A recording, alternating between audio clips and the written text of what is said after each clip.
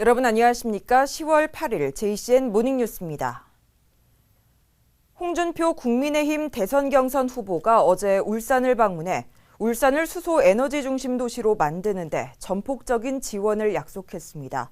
특히 울산과 우리나라 경제를 위해 강성 노조에 자성과 자중을 요구했습니다. 김영환 기자가 보도합니다. 국민의힘 홍준표 대선 경선 후보의 선거 조직이 JP 희망캠프 울산 선대위가 발대식을 가졌습니다. 1,500명의 당원이 달기인의 이름을 올렸습니다. 울산을 찾은 홍준표 후보는 에너지 정책의 대전환이 필요한 시점이라고 강조하며 지금부터 준비하지 않으면 큰 위기가 올 수 있다고 우려했습니다. 홍 후보는 울산이 수소에너지 중심 도시가 될 수 있도록 국가적인 지원을 아끼지 않을 것을 약속했습니다. 원자력과 수소 에너지를 중심으로 울산이 청정 울산으로 갈 수 있도록 준비를 다 하겠습니다.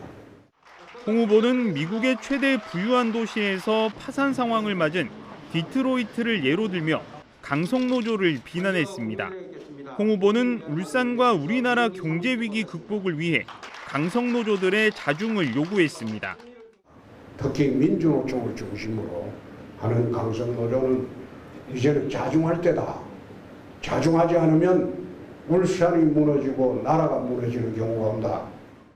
홍 후보는 대장동 사태와 관련해 더불어민주당 이재명 후보가 비리의 주역이라며 공개적으로 저격했습니다.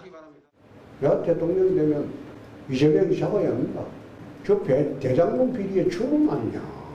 수천억의 서민들 돈을 탈취한 그 주역이니까. 홍 후보는 2030 세대에 이어 40대까지 전적으로 자신을 지지하고 있다고 주장하며 이들에게 꿈과 희망을 찾아주겠다고 밝혔습니다. JCN 뉴스 김영환입니다.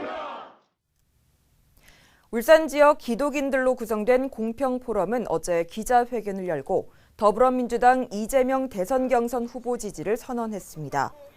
공평포럼은 정직함과 솔직함, 자기 성찰은 물론 공과 사를 분명히 할 수 있는 지도자라며 기본소득과 함께 공정한 성장을 바탕으로 정의를 강물같이 흐르게 하고 모든 차별을 일소할 수 있는 지도자라고 주장했습니다. 현대차 노사가 스타리아 물량 일부를 전주 공장으로 이관하는 방안에 합의했습니다. 이에 따라 현대차는 연간 8,000대가량의 스타리아 차량을 전주 공장에서 생산하고 팰리세이드 국내 생산은 연간 2만 대 더 늘리기로 했습니다. 그동안 울산 4공장 노조가 일자리 유지를 위해 물량 이관에 반대해왔지만 추가 확보할 팰리세이드 일감이 충분하다고 판단해 합의에 이른 것으로 분석되고 있습니다. 앞서 이상수 현대차 지부장은 울산 4공장 조합원들을 대상으로 이해를 구하는 설명회를 가지기도 했습니다. 오늘부터 14일까지 경상북도 일원에서 개최되는 102회 전국체육대회 울산시 선수단 524명이 참가합니다. 울산시 선수단은 어제 현대고 여고부 축구 경기를 시작으로 모두 30개 종목에 296명의 선수가 출전해 메달 사냥에 나섭니다. 이번 전국체육대회는 코로나19로 인해 고등부 경기만 열림에 따라 시도별 순위와 점수제 운영은 하지 않고 종목별로 메달 시상만 하게 됩니다. 중구의회 더불어민주당 의원 5명은 어제 서울 신세계 이마트 본사 앞에서 박태환 중구청장에 이어 릴레이 1인 시위에 참여했습니다. 어제 릴레이 1인 시위에는 중구의회 신성봉, 문희성, 강혜경, 이명여, 안영호 의원이 순차적으로 시위를 이어갔으며 신세계의 진정성 없는 울산 혁신도시 개발 계획을 규탄하고 오피스텔 건립 계획을 철회하고 백화점과 스타필드 수준의 상업시설을 조성할 것을 촉구했습니다. 중구의회 민주당 의원들은 우선 오늘까지 1인 시위를 한 뒤 20일부터 다시 1인 시위를 이어나갈 예정입니다. 국민의힘 박성민 국회의원이 어제 열린 한국토지주택공사 국정감사에서 직원들의 부동산 투기가 드러난 것과 관련해 강도 높은 혁신안을 주문했습니다. 박 의원은 지난 3월 LH 직원들의 부동산 투기가 드러난 후 전문가가 아닌 낙하산 또는 코드 인사들이 사장과 임원으로 임명되다 보니 혁신보다는 정부의 시종 노릇을 하고 있다며 실거주 외 부동산 취득 불가와 차명거래 가중처벌 등 강력한 쇄신안을 만들 것을 요구했습니다. 박 의원은 이어 태화강 수변공원과 야음근린공원, 강동 공공지원 민간 임대주택 건설 등 울산에서 진행되는 난개발과 태화시장 침수 재발 문제 등과 관련해 대책을 촉구했습니다. 울산은 이달 들어 코로나19 확산세가 다소 안정세를 보이고 있지만 10대 확진자는 계속해서 나오고 있습니다. 방역당국이 백신 접종에 속도를 내고 있는 가운데 지난 5일부터 시작된 16세에서 17세의 소아청소년의 백신 접종 예약도 순조롭게 진행되고 있습니다. 보도에 구현희 기자입니다. 울산의 한 초등학교에 임시 선별검사소가 들어섰습니다. 가족관계인 학생 2명과 학부모 1명이 확진되면서 학생과 교직원 280명이 코로나19 검사를 받았습니다. 아직까지 감염 원인은 밝혀지지 않았습니다. 최근 코로나19 확산세가 다소 안정세를 보이고 있지만 감염 경로를 알 수 없는 사례는 여전합니다. 특히 울산의 10대 이하 확진자 수는 7일 현재 900명을 넘어서 전 연령층을 통틀어 누적 확진자 수가 가장 많습니다. 지난 5일부터 만 16세와 17세 청소년들의 백신 접종 예약이 시작됐는데 울산의 예약률은 30% 중반을 넘어선 것으로 알려졌습니다. 전국 평균보다 조금 높은 수준인데 만 12세부터 15세의 사전 예약도 오는 18일부터 시작됩니다. 백신 접종도 한창 이어지고 있습니다. 특히 2차 접종 시기가 앞당겨지면서 특정일에 접종자가 많이 몰린 일부 예방접종센터는 지난 주말과 대체 휴일에도 문을 열었습니다. 2차 접종 날짜를 지금 계속 조정하는 중에 있다 보니 어떤 날은 하루에 2,000명이 돼버린 센터가 있었거든요. 그런 걸 조정하기 위해서 이제 센터마다 이제 대체 휴일에도 운영을 하는 곳이 있고 또 토요일도 나와서 한 데가 있고 그렇습니다. 백신 접종률이 점차 높아지는 가운데 방역당국은 이달 말까지 성인 80% 접종 완료를 목표로 접종에 속도를 낸다는 방침입니다. JCN 뉴스 구현입니다. 울산에서는 코로나19 발생 이후 일반 발열 증상 환자 15명이 병원 응급실을 찾았지만 진료를 거부당한 것으로 나타났습니다. 국민의힘 강기훈 국회의원의 국정감사 자료에 따르면 울산에서는 15명의 발열 환자들이 코로나가 의심된다는 이유만으로 병원 응급실에서 진료 거부를 당한 것으로 집계됐습니다. 연령별로는 70세 이상이 5명으로 가장 많았고 30대가 3명, 20대와 40대가 각각 2명 순을 보였습니다. 강 의원은 정부가 발열이 있다는 사실만으로 수용 곤란고지가 되지 않도록 병원이 최대한 환자의 상태를 파악해야 한다는 권고안을 마련했지만 실제 현장에서는 제대로 시행되지 않고 있다고 지적했습니다. 지난 2019년 발생한 울산항 연포부두 선박 폭발 사고와 관련해 피해를 입은 울산대교 시설물의 손해배상 합의가 완료됐습니다. 울산대교는 선박 폭발 사고에 따른 화염으로 경관 조명과 케이블, 가드레일과 제습장치 등의 시설물이 피해를 입은 것으로 확인됐습니다. 울산시와 울산하버브릿지는 당초 손해배상금으로 200억 원가량을 추산했지만 행정소송 부담을 줄이고 조속한 보수를 위해 102억 원의 선주 측과 합의를 했다고 밝혔습니다. 이에 따라 이달부터 경관 조명을 우선 보수하고 내년 말까지 전체적인 시설물 보수를 완료할 예정입니다. 울산시는 어제 제2회 비상경제대책회의를 열고 행정과 경제, 노동계 등 25개 기관이 참여하는 일자리 만들기 협력을 선언했습니다. 울산시는 일자리 만들기 협력을 통한 목표 일자리 창출 개수를 4,000개로 정했으며 3대 정책에 300억 원을 투입하기로 했습니다. 울산시는 청년을 채용해 고용을 유지하는 기업에 특별 장려금을 확대하고 중장년 채용 장려금 지원을 추진해 퇴직자와 전직자의 재취업 여건을 개선하기로 했습니다. 또 고용 창출 기업의 고용 안정자금을 지원하고 투자 유치에도 적극 나서는 등 지역의 일자리 기반을 강화하는 데 행정력을 모으기로 했습니다. 울산 출신으로 6.25 전쟁에 참전했다가 전사한 호국 영웅 1,000명 이상의 유해가 유가족을 찾지 못하고 있는 것으로 나타났습니다.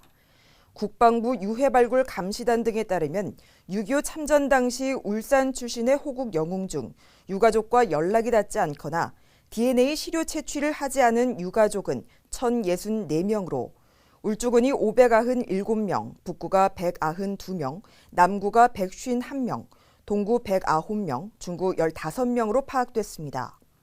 국방부와 울산의 5개 구군 등은 10월 한 달간 6.25 전사자 유가족 집중 찾기를 진행하면서 호국 영웅의 유가족 찾기에 주력할 방침입니다. 575돌 한글날을 맞아 오늘부터 오는 10일까지 사흘 동안 성남동 원도심 일대와 동헌, 외솔 기념관 등에서 2021 외솔 한글 한마당 축제가 펼쳐집니다. 올해로 10번째 열리는 외솔 한글마당은 8일과 9일 동원 특설무대에서 한글사랑 음악회가 열리고 외솔 기념관에서는 한글동화 입체극이, 문화의 거리 일대에서는 국제 문자 포스터전이 개최됩니다. 중구청은 코로나19 방역 지침 등을 고려해 비대면 방식으로 축제를 진행할 예정이며 유튜브 채널을 통해 모든 행사에 실시간으로 참여할 수 있습니다. 400년 전 울산에서 자취를 감췄다가 일본에서 돌아온 울산 동백이 울산에 돌아온 지 30년이 지났습니다. 울산에선 동백을 지역 곳곳에 옮겨 심고 관련 노래를 만드는 등 다시 뿌리를 내리기 위한 노력이 계속되고 있습니다. 김동영 기자입니다. 나무 한 그루에 5가지 색깔, 8겹의 꽃을 피운다고 해 이름 붙여진 오색팔중 동백.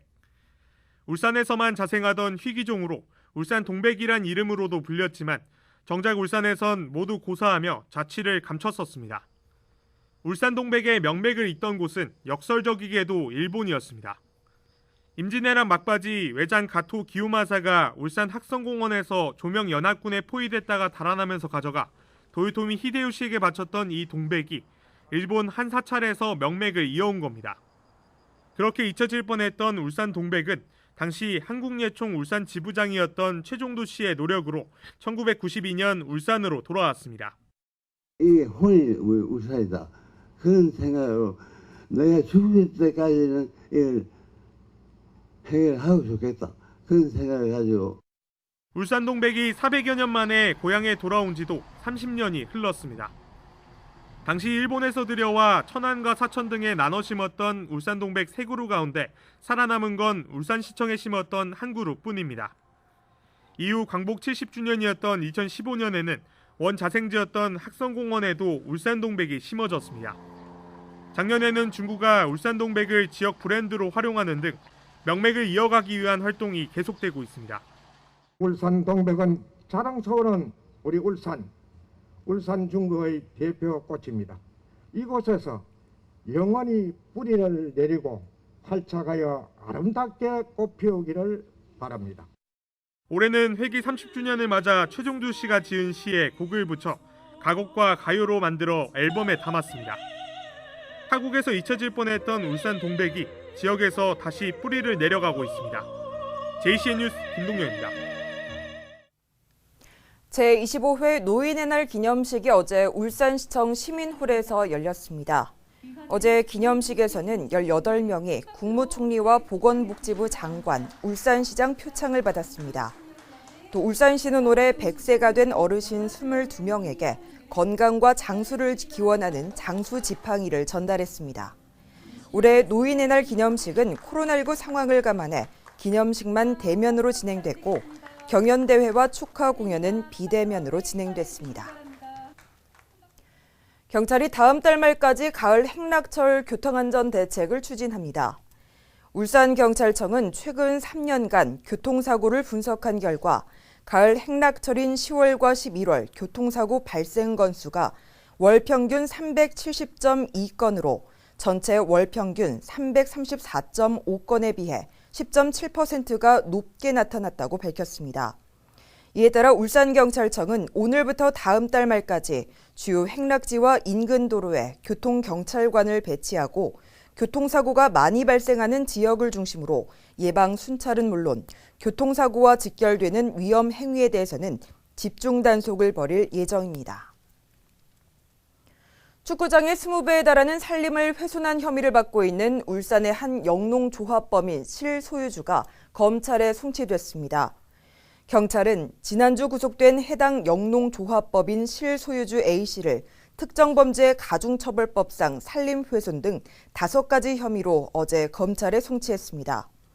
A씨는 오랜 기간 울주군 일대에서만 축구장 면적의 20배에 달하는 14만 제곱미터 규모의 산림을 훼손한 혐의를 받고 있으며 동종범죄로 형사처벌을 받거나 심지어 재판을 받는 중에도 계속해서 산림을 훼손한 것으로 전해졌습니다.